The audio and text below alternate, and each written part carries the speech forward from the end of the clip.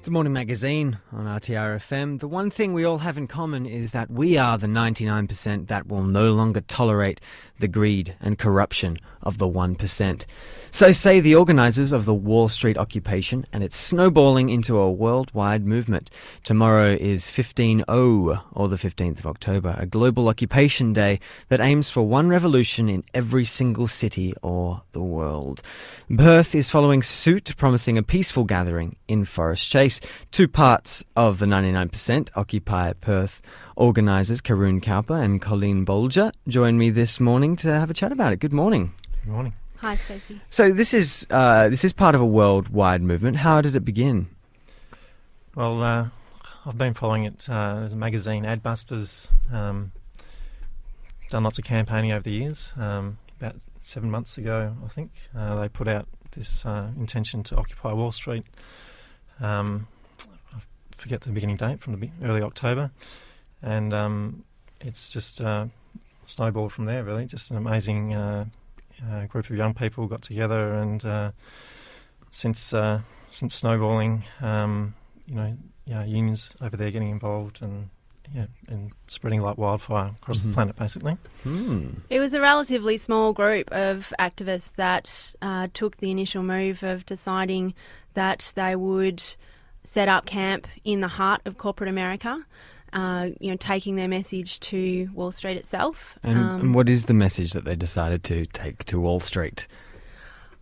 I think what unifies them is the sense that it's the 99% whose interests are counterposed to seeing the richest 1% in society enlarge their wealth at a time when the 99% are being asked to make sacrifices of their paychecks, their pension funds, their healthcare, their education. And so all of those issues have been raised as things that should not be cut back at a time when actually corporate America, their greed knows no bounds. And what's been the response from corporate America and Wall Street?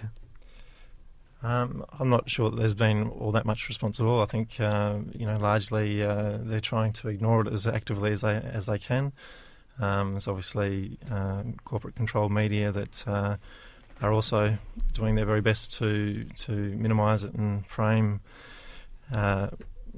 these events as trying to project what's happening as fringe kind of people, but that's not what's happening. There's a huge range of people from all walks of life that are unifying into this, because at the end of the day, as much as the media does work very hard, and the corporate-controlled media works very hard to keep us unaware of and distracted from, is that all across the planet, people are getting reamed basically by corporate greed.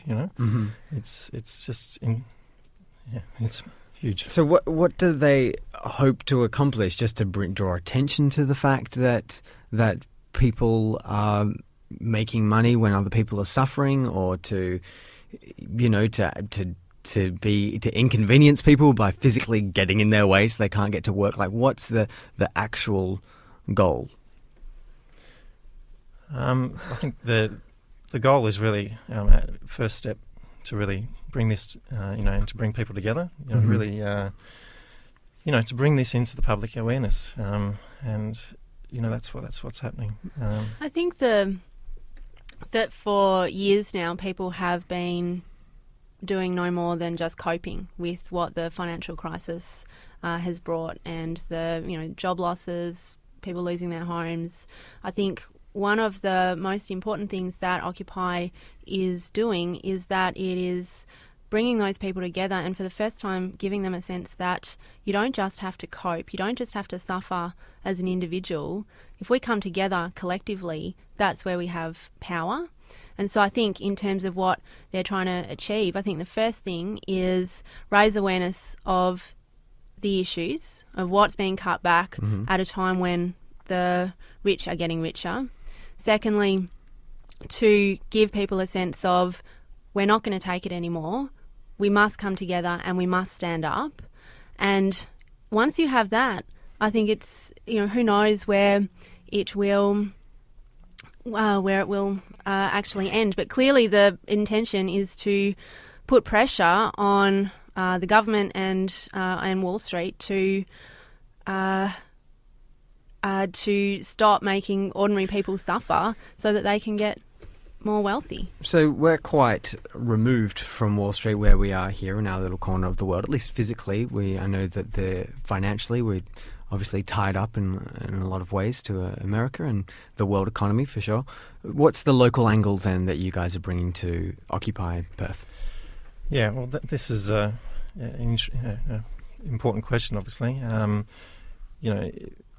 It's no doubt that we're better off in a lot of ways in Australia, and our, the inequality is not as extreme as what's happening in America at the moment.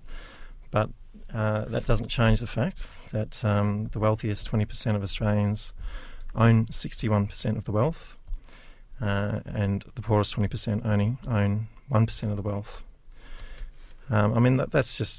That's staggering, really, and when we all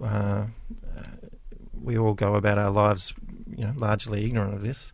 So that's what's happening in Australia. But it's also, I think, really important for us. I'm talking for myself here, I guess, being someone who's in a relatively privileged position, to be aware that there's shit going down, all around the world. I've just got here 925 million undernourished people in the world, 1 in 7, while the US government spends more than $1 trillion a year on its war budget. We are part of a global community. We can try and live out in our little bubble here in Perth, and we do in a lot of ways. But we have to stand. For me, to stand in solidarity with the people in Wall Street, because that's the centre of this kind of ideology, if you like, and that needs to be challenged, and it is being challenged, and people from all walks of life are starting to wake up and realise that we can challenge it. I think the thing here is that the contradiction is we live in a boom town in Perth, and yet there are still so many that are left behind. And so, yes, there are people in Peppermint Grove and Mossman Park who live in luxury, but then there are those who are homeless on the street. There are 1 in 10 people who live in poverty. There are so many that are being left behind, and the fruits of the boom are very much being enjoyed only by the section that were already wealthy, as opposed to actually bettering our, whether it's our schools or roads or just people's standard of living on the street rising. Because corporate Australia actually earns CEOs earn over almost 100 times what an average worker does. So I'd just like to say something quickly on listening earlier on, you talking had the mental health discussion. We've got the highest, one of the highest suicide rates in the world for our young people here. What is going on in our society that's that drives people, and this whole mental health kind of issue is looked at, in a very kind of narrow spectrum. What is the trajectory of our society? What maybe we need to look at, mental health, and our the whole way that we live our lives in a much kind of broader kind of way.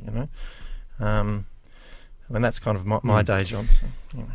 So tell us then what's happening tomorrow. You can be there all day in Forest Chase, and just calling for, how are you getting the word out?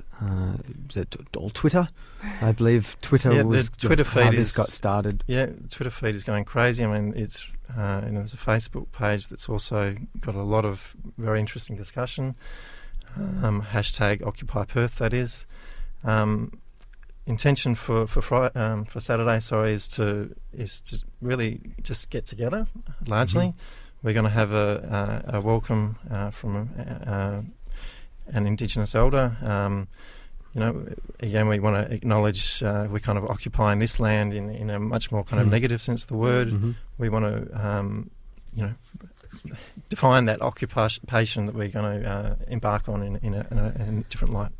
And we have been planning a protest also on the 28th of October when the Commonwealth Heads of Government meeting convenes. And we decided last night at a joint meeting of Occupy Perth and the Choggum Action Network that we want to propose that at the end of that march on the 28th of October that we launch an ongoing Perth occupation. Right, so there's people there all the time?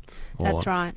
Okay, that'll be interesting. So you just to be clear, Saturday, we're gathering. We're not necessarily intending to protest. Just it's getting together. Yep. It's about community, talking to people, That's and right. bring some sandwiches, get down there and hang out all day, chat to some people that are different. Come from different perspectives, and it's all about getting together and making your voice heard, I suppose.